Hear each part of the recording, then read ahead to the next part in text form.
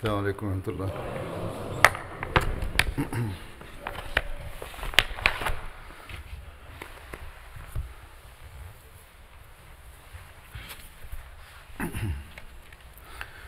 أشهد أن لا إله إلا الله وحده لا شريك له وأشهد أن محمدا عبده ورسوله أما بعد فأعوذ بالله من الشيطان الرجيم بسم الله الرحمن الرحيم الحمد لله رب العالمين الرحمن الرحيم مالك يوم الدين إياك نعبد وإياك نستعين اهدنا الصراط المستقيم صراط الذين أنعمت عليهم غير المغضوب عليهم ولا الضالين.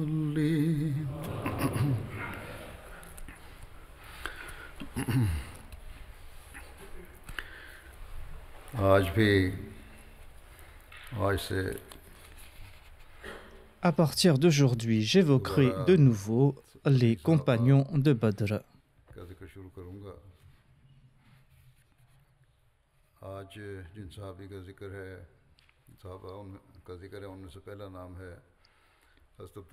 Le premier des compagnons du sermon d'aujourd'hui se nomme Abdullah bin Tariq.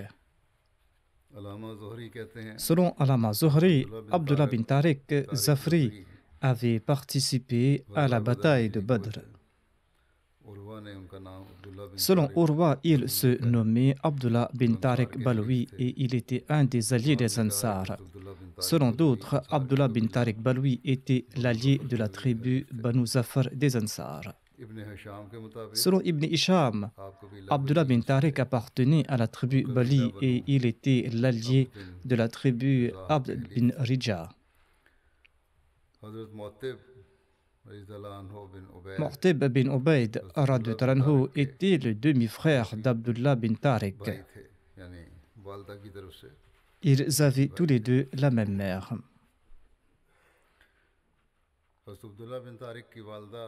La mère d'Abdullah bin Tariq appartenait à la branche Banu Kahil de la tribu Banu Uzraj.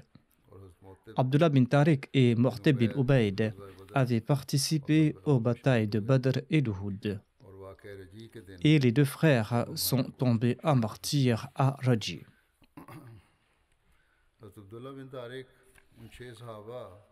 Abdullah bin Tariq faisait partie de ces 6 compagnons ou de ces 10 compagnons selon d'autres récits, dont le récit de Bukhari.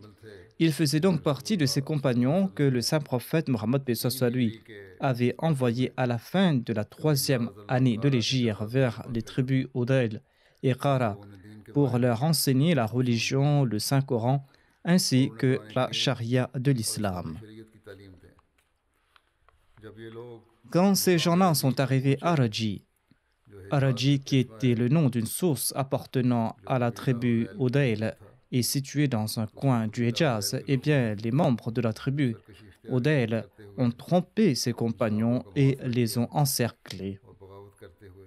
Ils se sont soulevés contre eux et les ont combattus. Voici les noms de ces 7 compagnons: Asim bin Thabit, Marthad bin Abi Murthad, Khubayb bin Adi, Khalid bin Bukair, Zayd bin Dasna, Abdullah bin Tariq et Mu'tib bin Ubayd. Marthad Khalid Asim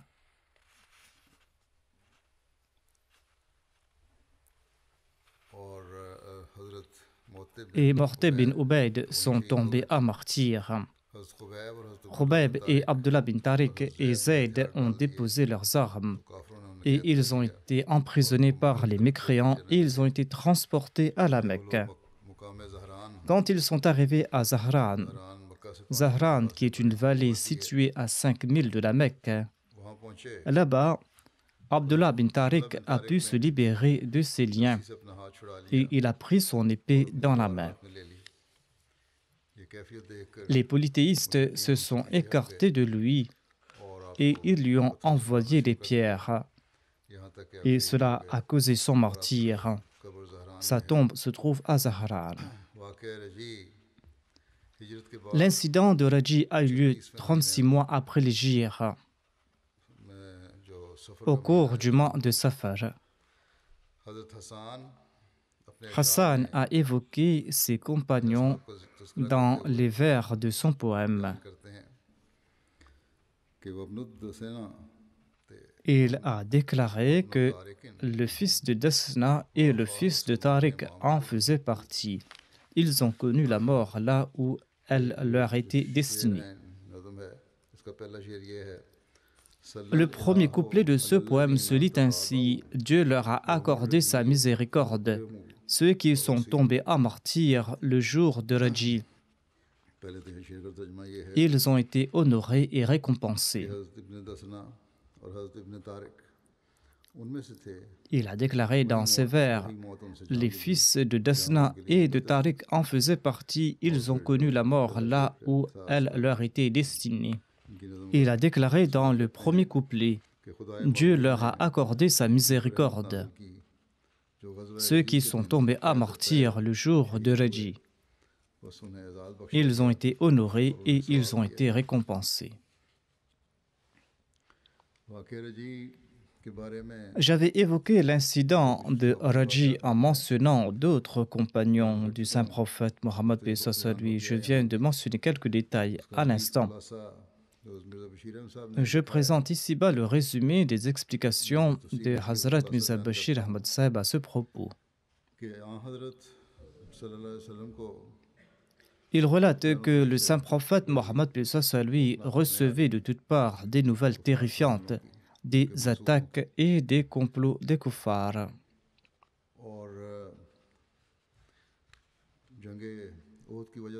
Les mécréants s'étaient enhardis et s'étaient enorgueillis en raison de la bataille d'Uhud. On faisait face à de grands dangers en raison de ces kuffars. C'est ainsi que, lors du mois de Safar, en l'an 4 de l'hégire, le saint prophète Mohammed paix soit sur lui a préparé une expédition de 10 compagnons, avec Asim bin Thabit à leur tête. Et il ordonna à ce détachement de compagnons de se rapprocher de la Mecque secrètement afin de se renseigner sur les Qurayshites et d'informer le saint prophète Mohammed paix soit sur lui à propos de leurs efforts et à propos de leurs intentions. Avant l'envoi de cette expédition, quelques membres de la tribu Udayl et Khara se présentèrent au saint prophète Mohammed paix soit sur lui pour l'informer qu'un nombre important des leurs souhaitait embrasser l'islam. Et ils ont demandé au saint prophète Mohammed paix soit sur lui d'envoyer quelques compagnons pour leur enseigner l'islam, afin qu'ils acceptent l'islam et deviennent musulmans. En acceptant leur requête, le saint prophète Mohammed paix soit sur lui leur a envoyé l'expédition qu'il souhaitait envoyer sur la mission de renseignement à la Mecque.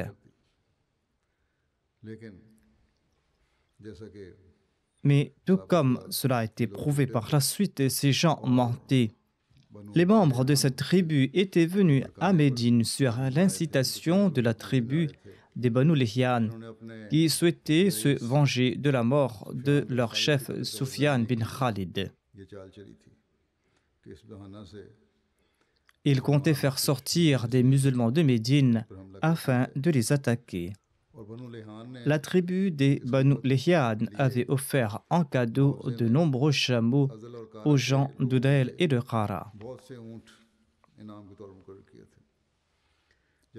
Quand les traîtres de ces deux tribus arrivèrent entre Asfan et la Mecque, ils ont informé secrètement les Banu Lahyan que des musulmans les accompagnaient.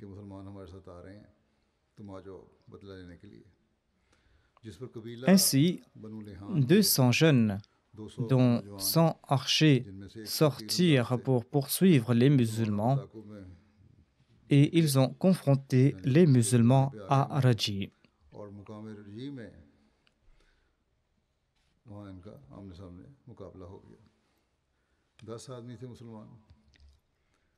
Ces 10 musulmans ou ces 7 musulmans, selon d'autres récits, ne faisaient pas le poids devant ces 200 kuffars. Ces 200 kuffars qui étaient armés jusqu'aux dents. Or, les musulmans étaient pétris de foi et ils avaient reçu l'ordre de combattre en de telles situations. Ses compagnons ont grimpé sur une colline et ils se sont préparés à mener le combat.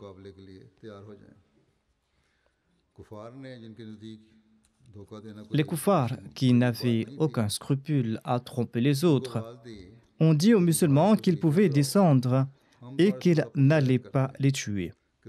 Ils ont promis qu'ils ne vont pas tuer les musulmans. Asim leur a répondu qu'il n'avait aucune confiance dans leurs promesses et qu'ils ne descendraient pas.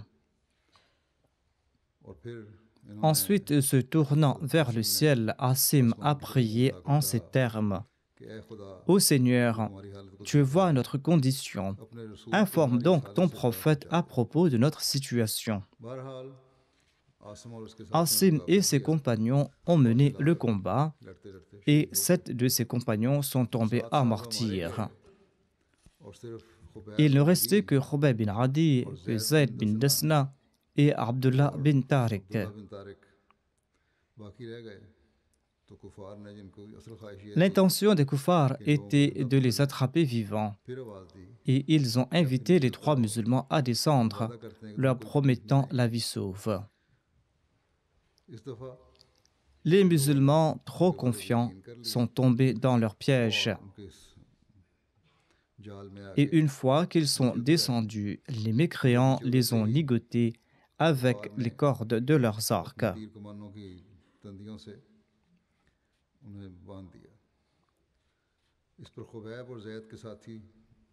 Abdullah bin Tariq, le compagnon de Khubayb et de Zayd, se courrouça. Abdullah bin Tariq n'a pas pu se maîtriser et il s'était mis en colère. Et il a déclaré que c'était là une autre violation de la parole des mécréants. Et il a déclaré qu'ils ignoraient quel traitement il leur réservait. Abdullah a donc refusé d'accompagner les kuffars et les mécréants l'ont traîné, l'ont tabassé et l'ont tué par la suite. Et ils ont abandonné son corps là-bas.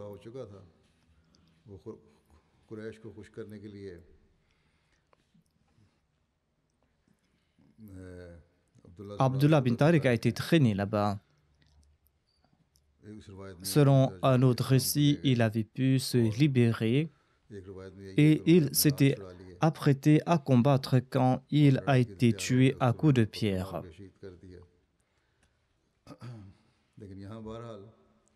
En tout cas, il est tombé à martyr et les mécréants l'ont abandonné dans un coin.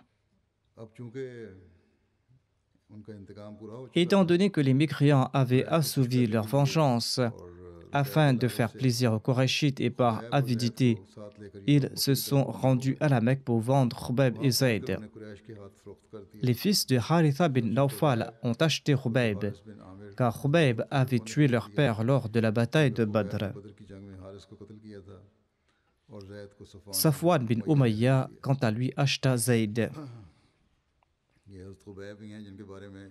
On rapporte qu'un des enfants des mécréants, chez qui Khubayb a été fait prisonnier, est venu vers lui et Khubayb l'a pris dans son giron.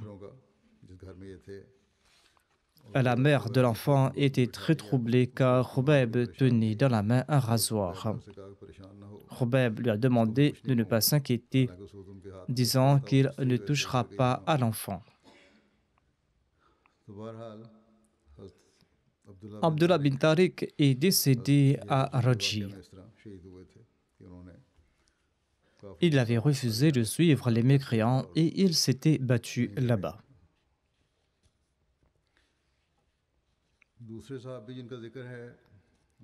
Le prochain compagnon se nomme Aqil bin Bukhair.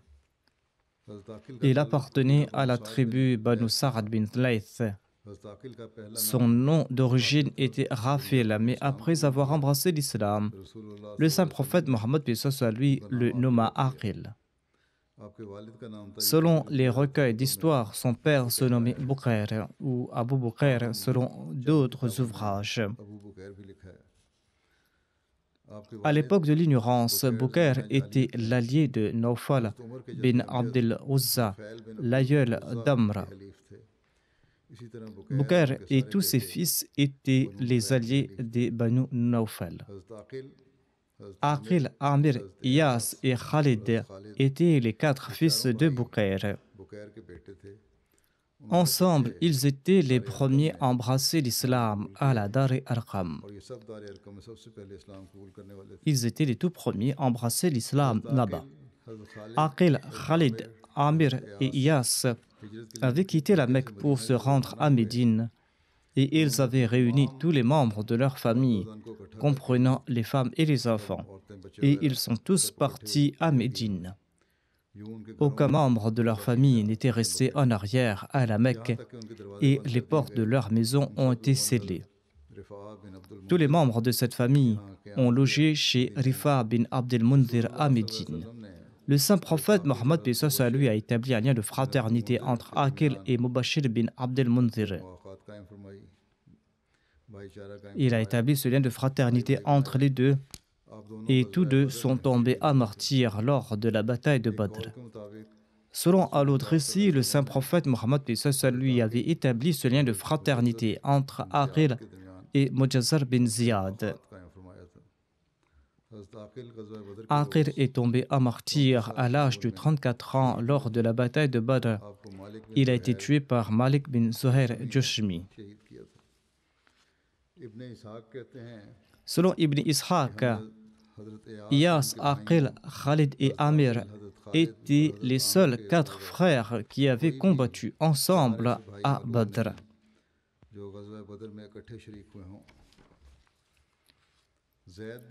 Zayd bin Aslam relate que les fils d'Abu al-Bukhair se présentèrent un jour au saint prophète Mohammed lui pour lui demander de marier leur sœur avec un tel. L'envoyé d'Allah leur demanda leur opinion à propos de Bilal.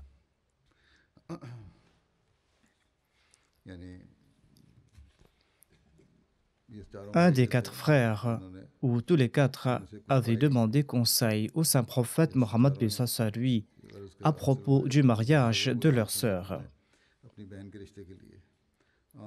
Le saint prophète Mohammed lui leur proposa la main de Bilal. Mais les membres de la famille n'étaient pas satisfaits. Ils sont revenus une deuxième fois pour demander au saint prophète Mohammed lui de marier leur sœur avec un tel. Le saint prophète lui leur proposa une deuxième fois de la marier avec Bilal. Mais les frères se sont retirés pour réfléchir avant de se présenter une troisième fois au saint prophète Mohammed lui pour faire la même requête. Le saint prophète Mohammed lui leur proposa de nouveau Bilal à la place de leur choix en ajoutant « Quelle est votre opinion à propos d'un habitant du paradis ?» Sur ce, les fils de Bukhair ont accepté de marier leur sœur avec Bilal.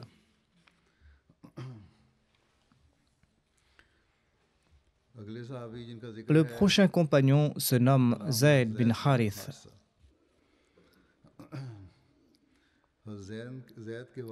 Son père se nommait Haritha bin Sharhil ou Haritha bin Shahrabil. Sa mère se nommait Sauda bint Tha'laba. Zayd appartenait à la tribu très respectable du Yémen nommée Banu Qa'ada. Quand Zayd était tout enfant, sa mère l'avait emmené à Makkah. Des voyageurs des Banu Kayn étaient passés par là. Sa mère avait campé quelque part lors du voyage et les gens des Banu Kayn ont enlevé Zayd devant la tente et ils ont fait de lui un esclave. Et ils l'ont vendu pour 400 dirhams à Hakim bin Hizam dans le marché d'Oukaz.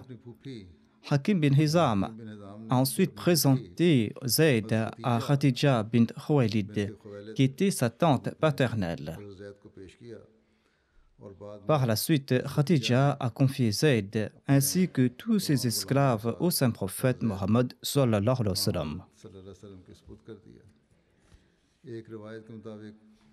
Selon un récit, Zayd n'avait que 8 ans lorsqu'il a été vendu à la Mecque. Son père était fort triste de sa disparition. Quelque temps après, quelques membres de la tribu Banu Kalb qui étaient venus à la Mecque pour le pèlerinage ont reconnu là-bas Zayd. Zayd leur a demandé d'informer ses proches qu'il logeait chez une famille respectable des Banu Ma'd tout près de la Kaaba. Les membres de sa famille ne devaient pas s'attrister sur son sort. Lorsque les Banu Kalb ont informé le père de Zayd, celui-ci s'est exclamé: par le Seigneur de la Kaaba, est-ce que c'était bien mon fils? Ils ont juré qu'il s'agissait bien de lui et ils ont présenté des détails à son propos. Sur ce, Haritha, le père de Zayd et son oncle se sont rendus à la Mecque et ils se sont présentés au saint prophète Mohammed lui et ils lui ont offert une rançon contre la liberté de Zayd. Le saint prophète Mohammed lui a fait venir Zayd et il lui a demandé son opinion. Mais Zayd a refusé de repartir avec son père et son oncle. Hazrat Muslim Maud a relaté cet incident en ces termes. Après le mariage de Khadija, Khadija a compris qu'elle était riche et que son époux était pauvre. Et elle s'est dit que quand le saint prophète, paix soit lui, aura besoin de quelque chose, il devra le lui demander. Et peut-être que cela ne plaira pas au saint prophète, paix soit lui, de lui demander quelque chose. Khadija était donc très perspicace et elle a senti que cette inégalité sera une barrière à leur bonheur. Elle a donc proposé de remettre tous ses biens au saint prophète Mohammed paix soit lui. Ainsi, le saint prophète paix soit lui ne se sentira pas l'obligé de son épouse. Il pourra en user comme bon il lui semble. Ainsi donc, quelques jours après le mariage, Khadija a dit au saint prophète Mohammed paix soit lui: permettez-moi de vous faire une proposition. L'envoyé d'Allah lui a demandé: c'est quoi cette proposition? Khadija a répondu que je souhaite remettre tous mes biens et tous mes esclaves à votre entière disposition. Tous mes biens et mes esclaves vont vous appartenir. Je serai joyeuse et je me sentirai chanceuse si vous acceptez cela de ma part. Sur ce, le saint prophète a répondu: Khadija, as-tu bien réfléchi sur cette décision? Si tu m'offres tous tes biens, eh bien, ces biens m'appartiendront et ne seront plus à toi. Khadija a répondu: j'ai bien réfléchi à ce propos et je pense que c'est le meilleur moyen pour vivre en toute sérénité. Le saint prophète Mohammed paix soit lui lui a demandé de réfléchir de nouveau. Khadija a répondu qu'elle avait bien réfléchi. Le saint prophète paix soit lui a ajouté: si tu as bien réfléchi et si tu me confies tous tes biens et tes esclaves, eh bien sache que je ne souhaiterais pas avoir pour esclave un autre être humain comme moi, mon prochain. J'affranchirai en premier tous les esclaves. Khadija a répondu: que ces biens vous appartiennent, vous pouvez faire ce que vous souhaitez avec. Le saint prophète était fort ravi d'entendre cela. Il se rendit dans l'enceinte de la Kaaba et il a annoncé que Khadija lui avait confié tous ses biens et tous ses esclaves et qu'il allait libérer tous ses esclaves. Hazrat Muslim Maud explique: si quelqu'un reçoit des richesses aujourd'hui, il voudra s'acheter une voiture, il voudra se bâtir un pavillon ou partir voyager en Europe. Moi-même, j'ai vu d'autres cas. Si par exemple la femme confie ses biens au mari, eh bien celui-ci refuse de s'acquitter de ses devoirs envers elle par la suite, même après avoir assouvi tous ses désirs. Le mari refuse de s'acquitter de ses devoirs envers son épouse et l'épouse vit dans la contrainte.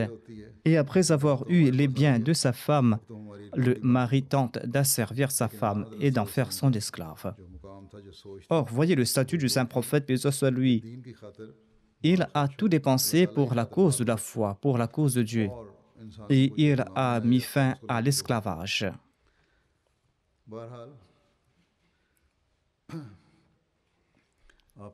Le saint prophète Mohammed, paix soit lui, souhaitait libérer toute créature de Dieu qui, comme lui, était douée d'intelligence. C'était là une action sublime à l'égard de la situation de l'Arabie, voire du monde entier. Mais le saint prophète en a fait l'annonce dans le monde entier et il a fait montre d'une grande générosité en recevant ses biens. Tous les esclaves sont partis lorsque le saint prophète, paix soit lui, les a affranchis. Tous sont partis, sauf Zayd bin Haritha, qui était plus tard connu comme son fils. Il n'a pas quitté le saint prophète, paix soit lui. Il a déclaré: vous m'avez certes affranchi, mais moi je ne souhaite pas la liberté. Moi je souhaite vivre en votre compagnie. Le saint prophète, paix soit lui, a insisté et lui a demandé de rentrer dans son pays et de rencontrer ses proches, étant donné qu'il était libre. Mais Zayd a répondu qu'il aimait le saint prophète, paix soit lui, davantage en raison de l'affection du saint prophète montrée à son égard. Zayd appartenait à une famille riche, mais il avait été enlevé par des brigands lorsqu'il était tout petit et il l'avait vendu. C'est ainsi qu'en fin de compte, il s'est retrouvé dans la maison de Khadija. Son père et son oncle étaient fort inquiets et ils se sont mis à sa recherche. Et ils se sont rendus même à Rome. Ils ont appris là-bas qu'il était en Arabie. Ils ont su qu'il était à la Mecque et ils ont su qu'il était chez le saint prophète Mohammed, paix soit lui. C'est là qu'ils se sont rendus chez le saint prophète et ont dit au saint prophète: nous avons entendu parler de votre bienveillance et de votre générosité. Notre fils est votre esclave. Nous sommes prêts à vous offrir le prix que vous demandez pour sa libération. Sa mère est vieille et la séparation l'a fait tant pleurer qu'elle est devenue aveugle. Nous vous serons reconnaissants de bien vouloir le libérer au prix qui vous conviendra. Le saint prophète, paix soit lui, a répondu: votre fils n'est pas mon esclave, je l'ai libéré. Ensuite, il a fait venir Zayd et il lui a dit ceci: ton père et ton oncle sont venus te chercher. Ta mère est vieille et elle est devenue aveugle en raison de ses larmes. Je t'avais libéré, tu n'es plus mon esclave, tu peux partir avec eux. Zayd a répondu: vous m'avez certes affranchi, mais moi je ne souhaite pas la liberté. Je me considère comme votre esclave. Le saint prophète Mohammed, paix soit lui, a répondu: ta mère souffre beaucoup et ton père et ton oncle sont venus de très loin et au prix de grandes difficultés. Repars avec eux. Le père et l'oncle de Zayd ont tenté en vain de le convaincre, mais Zayd a refusé de partir avec eux. Il a commenté: vous êtes certes mon père et mon oncle et vous m'aimez beaucoup. Or, je ne peux à présent briser le lien que j'ai établi avec le saint prophète Mohammed, paix soit lui. Je suis fort peiné d'apprendre la souffrance de ma mère, a dit Zayd. Cependant, je ne pourrai pas vivre loin du saint prophète Mohammed, paix soit lui. Ainsi donc, l'envoyé d'Allah s'est rendu dans l'enceinte de la Kaaba et il a annoncé là-bas que Zayd est à partir de ce jour mon fils. Il est mon fils en raison de l'amour qu'il a montré à mon égard. Le père et l'oncle de Zayd sont rentrés chez eux tout contents, ayant constaté que celui-ci vivait dans le confort.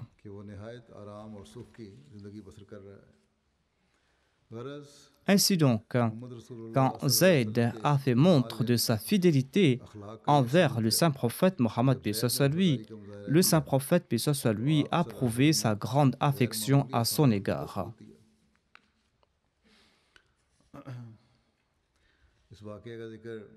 L'on trouve mention de cet incident dans l'ouvrage Sirat Khatamun Nabiyyin. Quand son père et son oncle vinrent le chercher, le saint prophète Mohammed paix soit lui dit à Zayd: si tu veux partir avec eux, je te donne volontiers la permission de le faire. Zayd a répondu: je ne te quitterai en aucun cas. Tu es bien plus cher que mon oncle et mon père. Le père de Zayd a répondu en colère que quoi? Est-ce que tu préfères une vie d'esclave à la liberté? C'est là un nouveau point qui a été mentionné ici. Oui, a répondu Zayd, car j'ai été témoin dans le saint prophète, paix soit lui, de telle vertu qu'à présent je ne peux donner préférence à personne d'autre à lui. Quand le saint prophète, paix soit lui, a entendu cette réponse, il s'est levé immédiatement et il a emmené Zayd dans l'enceinte de la Kaaba et là-bas il a annoncé d'une voix haute: ô mon peuple, sois témoin qu'à partir d'aujourd'hui je libère Zayd et j'en fais mon fils. Il était d'ores et déjà libre, mais là-bas il en a fait l'annonce. Le saint prophète a ajouté: il sera mon héritier et je serai son héritier.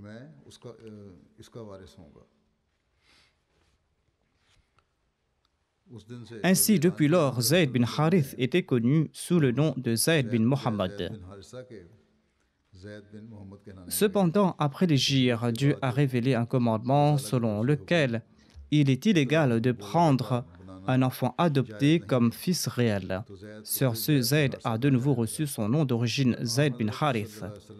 Néanmoins, l'affection et l'attachement du saint prophète paix soit lui sont restés inchangés à l'égard de ce serviteur sincère. Au contraire, cet amour et cette affection ont pris de l'ampleur. Après la mort de Zayd, le saint prophète paix soit lui a montré le même attachement et le même amour envers son fils Oussama bin Zayd. Oussama, qui était né de Ayman, qui était la servante du saint prophète Mohammed paix soit lui. Parmi les distinctions de Zayd est le fait qu'il est le seul dont le nom a été mentionné clairement dans le Saint-Coran de parmi tous les compagnons du saint prophète Mohammed paix soit lui. Selon d'autres récits, Jabala, le frère aîné de Zayd, a demandé au saint prophète paix soit lui de laisser partir Zayd avec lui. Il se peut que cet incident ait eu lieu par la suite. Le saint prophète paix soit lui a répondu: voici ton frère, il est devant toi. Je ne peux pas le retenir. S'il souhaite partir, il peut partir. Zayd a répondu au prophète d'Allah: jamais je ne préférerai personne d'autre à vous. Jabala a relaté que par la suite, j'ai constaté que l'opinion de mon frère était meilleure que la mienne. Jabala était plus âgé que Zayd et un jour on lui a demandé qui d'entre eux était l'aîné. Jabala a répondu que Zayd était plus grand que lui et que Jabala était tout simplement né avant lui. Il signifiait par là que Zayd était meilleur que lui étant donné qu'il avait embrassé l'islam avant lui. Abdullah bin Omar relate ceci. Nous appelions Zayd bin Harith, l'esclave affranchi du saint prophète Mohammed, paix soit lui, Zayd bin Mohammed. On lui donnait le nom de Zayd bin Mohammed jusqu'à la révélation de ce verset. Ud'uhum li abaihim huwa aqsatu 'inda Allah. c'est-à-dire appelez-le du nom de leur père. Cela est plus équitable aux yeux d'Allah.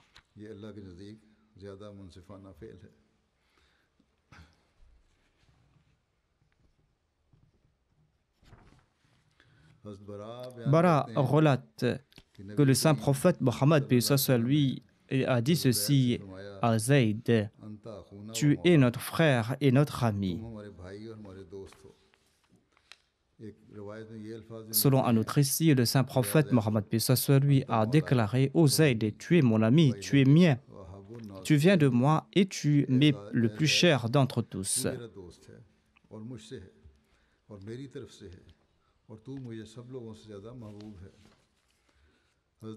Ibn Omar relate ceci: mon père, le calife Omar, avait fixé une allocation plus importante que la mienne à Oussama bin Zayd. Oussama bin Zayd qui était le fils de Zayd bin Harith. Ibn Omar a demandé à son père Omar pourquoi l'allocation d'Oussama était plus importante que la sienne. Et Omar a répondu: l'envoyé d'Allah aimait Oussama plus qu'il ne t'aimait toi. Et d'ailleurs, il aimait Zayd, son père, plus qu'il n'aimait ton père. Ainsi, Omar a expliqué à son fils que le saint prophète Mohammed lui aimait Zayd plus que lui-même.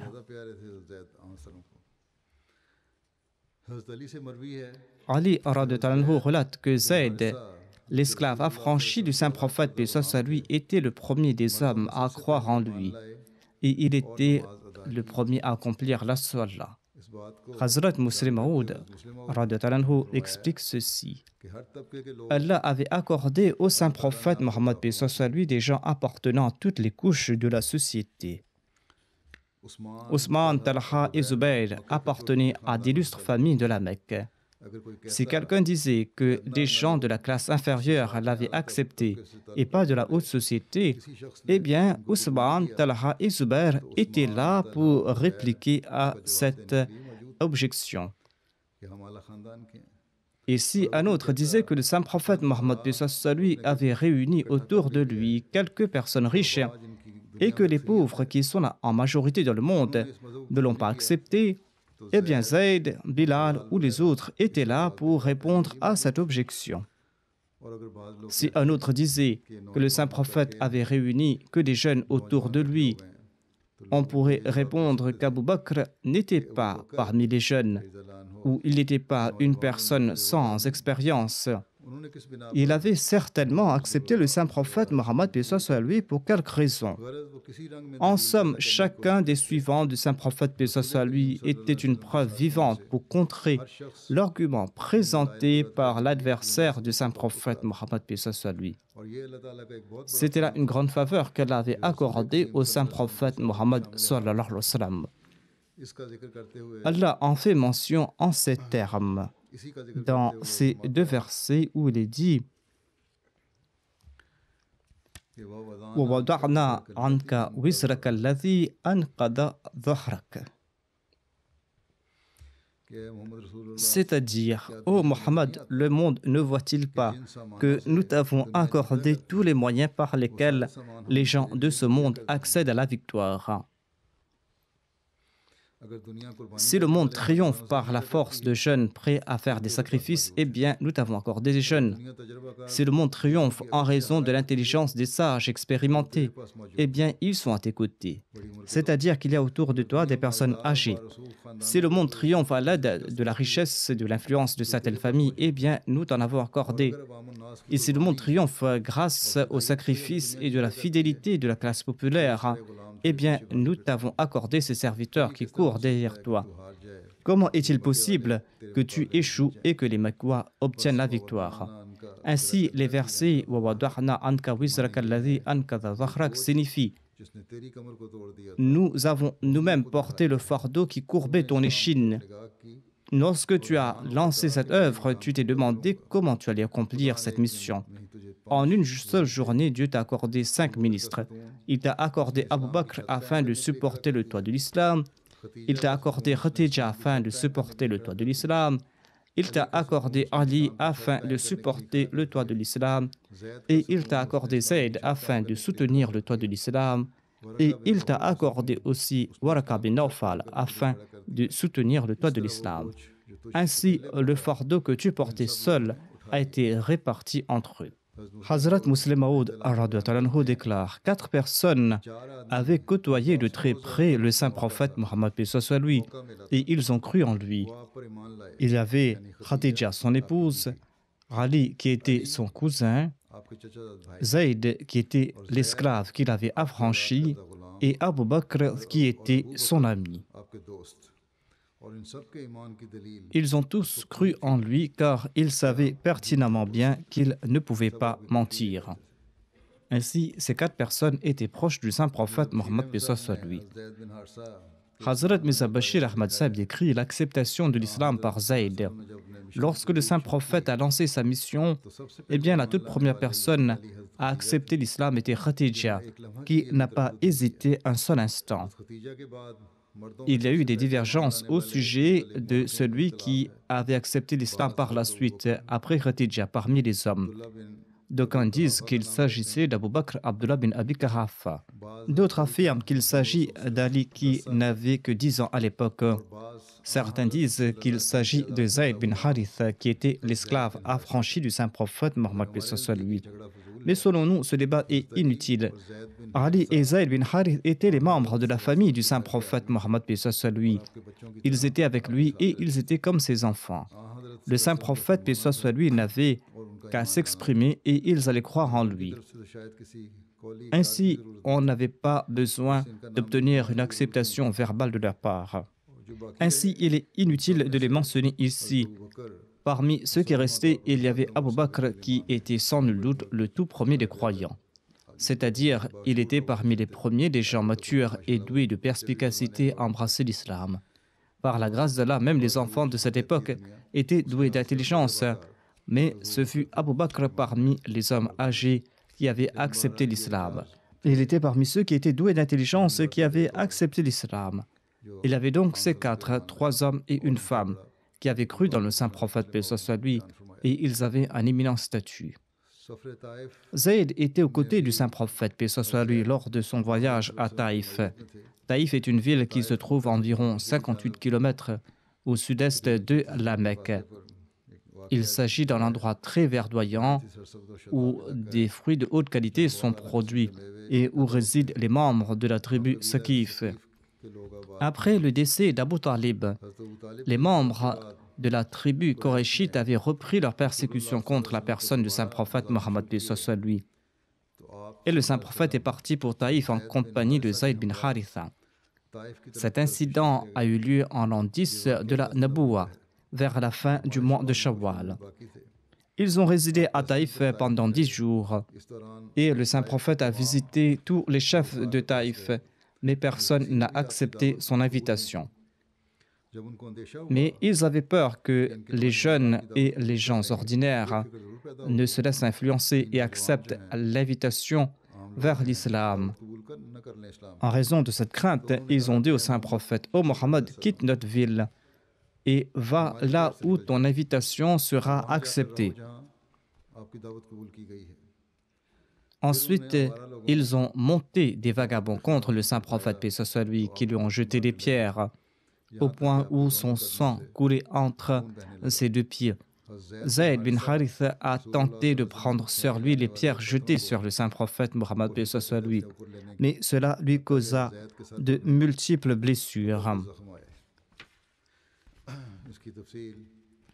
Je présenterai d'autres récits liés à Zayd dans le prochain sermon, Inch'Allah.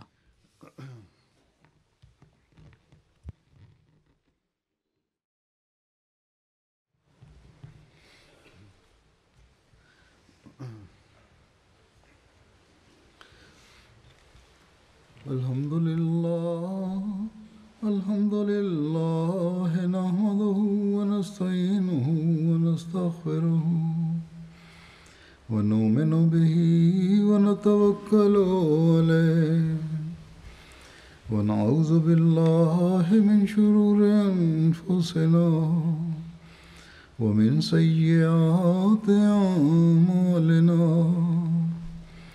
من يهده الله فلا مضل له ومن يضلل فلا هادي له ونشهد أن لا إله إلا الله ونشهد أن محمدا عبده ورسوله عباد الله رحمكم الله إن الله يأمر بالعدل والإحسان وإيتاء ذي القربى وينهى عن الفحشاء والمنكر والبغي يعظكم لعلكم تذكرون اذكروا الله يذكركم وادعوه يستجب لكم ولذكر الله أكبر